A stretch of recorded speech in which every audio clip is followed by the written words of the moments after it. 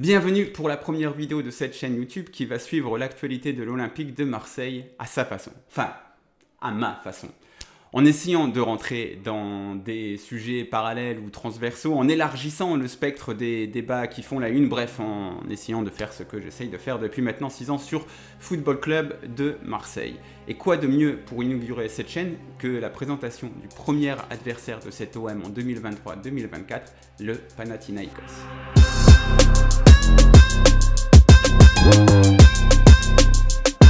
La Coupe d'Europe, ce n'est pas que Madrid, Londres ou Munich. Ce sont bien sûr des voyages dans des pays différents, mais en ce qui me concerne, ce sont surtout des voyages dans des cultures foot différents, des cultures, des environnements souvent riches, foisonnants, passionnants. Et le Panathinaikos, c'est pas mal pour commencer cette série de vidéos, que l'on espère longue. Ça voudra dire que l'Olympique de Marseille a eu une longue saison européenne, mais pour une longue saison européenne, il va falloir commencer par battre cette équipe grecque. Cette équipe, ce monument même du football grec, puisque c'est à coup sûr la seconde équipe d'un pays absolument fou de foot. Vous savez, on a souvent ce débat en France, est-on un pays de foot? Et la Grèce, est-ce que c'est un pays de foot? Eh bien, pour ça, je suis parti poser la question à Martial, journaliste de profession, mais aussi passionné de football grec, et que vous connaissez peut-être sur Twitter sous le pseudo Football Grec France. Alors, la Grèce, un pays de foot? Je dirais que c'est un pays de sport, en fait. Pour répondre à ta question, c'est vraiment un pays de sport parce que tu as ce côté où les gens se retrouvent dehors, où les gens se retrouvent au café. Donc, je n'ai pas envie de tomber dans les clichés en disant ça, que les Grecs, ils passent leur temps au café. Mais si tu veux, ce qui fait le ciment des conversations, ça reste quand même l'équipe de foot et par extension l'équipe de basket. Ou inversement, c'est-à-dire c'est l'équipe de basket ou l'équipe de foot. En fait, tu tomberais sur un fan de Marseille qui serait fan de Marseille Basket, de l'OM Basket, de l'OM Rugby et de l'OM Volleyball, par exemple, et qui passerait d'un club à l'autre sans changer sa passion. Et c'est ça, je pense, qu'il y a en Grèce et qu'il n'y a pas en France, de journaux. Quand tu arrives, par exemple, à l'aéroport ou quand tu es en Grèce, bah, tu as les journaux avec des unes un peu jaunes qui sont pour la HEC. Tu as ceux qui sont un peu tout en vert qui sont pour le Panathinaikos. Et tu as ceux qui sont en rouge un peu comme pour l'Olympiakos. Et ça me donne un peu l'impression des fois d'être en Espagne, si tu veux, où tu as ce côté un peu très média, mais en même temps un peu partisan ou supporter, quoi. Attention, moment Wikipédia. Le Panathinaikos a été fondé en 1908, même si son nom définitif ne sera adapté qu'en 1924. Panathinaikos, ça veut dire le club de tous les Athéniens. Source, Wikipédia.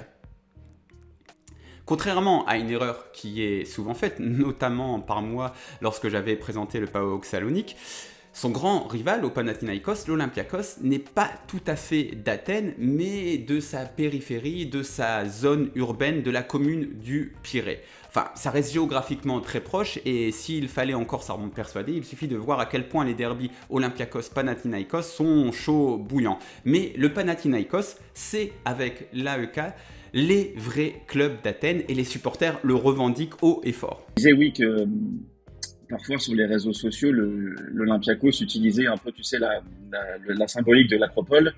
Et en réaction, si tu veux, les fans du Panathinaikos se construisaient un peu en opposition par rapport à ça, parce que pour eux, le plus grand club d'Athènes, c'est le Panathinaikos. Et en fait, la rivalité purement athénienne se fait entre le Panathinaikos et l'AEK, parce que c'est les deux clubs purement athéniens, même si j'aime pas trop dire ça, au sens géographique du terme, quoi. Mais voilà, si le Pana a connu des périodes de gloire où il avait nettement le dessus sur l'Olympiakos, comme les années 60 qui seront en fait parachevées au tout début de la décennie suivante, en 1972, où le club ira quand même en finale de C1 face au très grand Ajax de Cruyff. Malheureusement pour les supporters verts et blancs, dernièrement, l'Olympiakos a largement pris le dessus, que ce soit au niveau palmarès, infrastructure et même régularité européenne. C'est pire encore depuis le début des années 2010 et le départ d'un certain Djibril Cissé, véritable idole là-bas qui a aidé à conquérir le dernier titre de champion national du Pana. En 2010, comme l'OM. Mais c'est bien plus dur pour le Pana que pour l'OM depuis 2010. Le club a connu une véritable relégation au plan national. Le PAOK a sans doute désormais de meilleurs résultats sur les 10 dernières années. Et puis pire encore, il a été, le Pana, exclu de toute compétition européenne par l'UEFA pour manquement au fair play financier. Bah oui, on tape beaucoup plus facilement sur des clubs grecs que sur la Juve ou le Barça. Le club a même connu la pire saison de toute son histoire en 2017-2018. Bref, rendez-leur très vite Djibril Cissé. Bon, j'abuse un petit peu, je noircis un petit peu le tableau puisque ça va un petit peu mieux, surtout depuis la saison passée.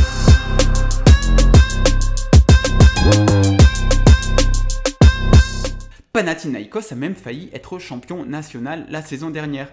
Ils ont terminé la saison régulière en tête du championnat, mais en Grèce, ça ne suffit pas. Il restait les playoffs pour le titre, et là, ça c'est compliqué. Une défaite à l'avant-dernière journée des playoffs face à l'Olympiakos de Bakambu et José Anigo achèvera définitivement les espoirs de titre des Verts et Blancs qui vont terminer deuxième, ce qui explique leur présence dans ces tours préliminaires. Alors, à quoi ressemble cette équipe en 2023 ? De prime abord, simplement en regardant les stats, deux enseignements très basiques sont à tirer. Premièrement, il ne s'agit absolument pas d'une équipe spectaculaire. C'était la saison passée la meilleure défense du championnat grec avec seulement 16 buts encaissés en 36 journées. Mais aussi, et d'assez loin, la plus mauvaise attaque parmi les 5 premiers avec seulement 47 buts marqués. Deuxièmement, l'effectif est cosmopolite mais surtout expérimenté. Regardez par exemple cette feuille de match de la fameuse défaite contre l'Olympiakos qui a coûté si cher à cette équipe en fin de saison dernière. Un seul grec dans le 11 de départ et une moyenne d'âge à 30,3 ans. Ce côté armée mexicaine expérimentée a été renforcé cet été par les arrivées des Serbes Filip Đurišić et Filip Mladenovic, tous deux 31 ans, ou encore du néerlandais Toni Vilhena, lui âgé de 28 ans, sans oublier l'américain, le fameux Palmer le Marron. Ces transferts, cette équipe porte la marque d'un homme, Ivan Jovanović, l'entraîneur de l'équipe, qui est lui aussi un vieux routier des bancs européens. Je ne sais pas comment caractériser Jovanović.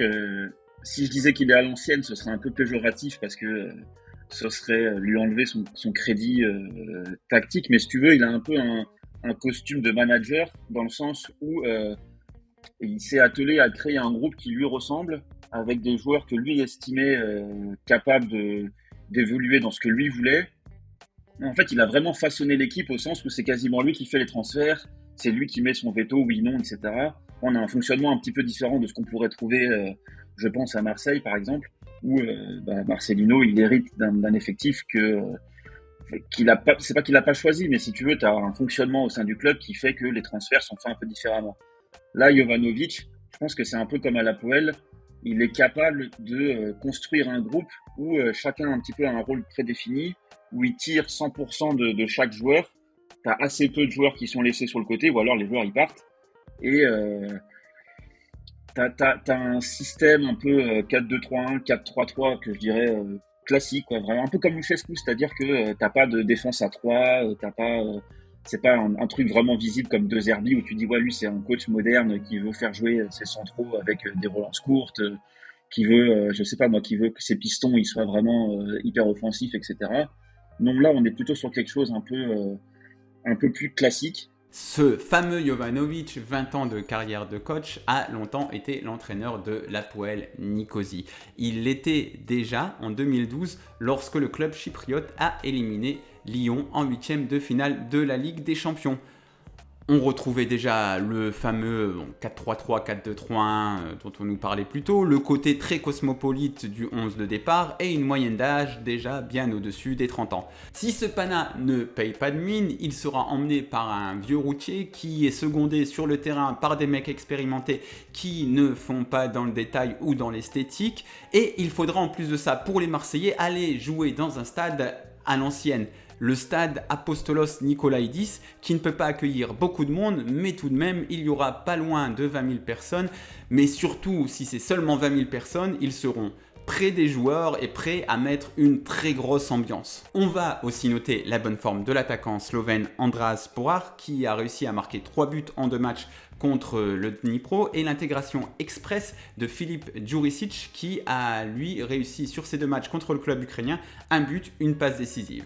Mais une fois qu'on a dit ça, l'OM est largement favori. Le rapport de force est plus ou moins similaire à celui qu'il y avait entre l'OM et le PAOK il y a 1 an et demi en Conference League. Sur le talent, les Marseillais sont largement au-dessus et n'importe lequel des remplaçants chez nous serait titulaire chez eux. Par contre, il y aura le contexte. Le contexte de cette équipe de vieux roublards, bien sûr, mais surtout le contexte des tours préliminaires estivaux européens où tout peut arriver. L'OM aura beaucoup plus la pression que le Pana. Le Pana, s'il est éliminé, ce sera normal. L'OM, lui, doit absolument s'imposer, n'a pas encore de match officiel sous la ceinture avec son nouveau coach. Il y a des nouvelles recrues. Bref, ça pourrait rééquilibrer le rapport de force normalement largement en faveur de l'OM. Ça s'annonce en tout cas comme un premier test bien difficile pour l'OM de Marcelino, mais extrêmement intéressant à suivre pour les observateurs. La manière dont va être gérée cette double confrontation, ça va être la première pierre posée à l'édifice de cette saison que l'on espère passionnante.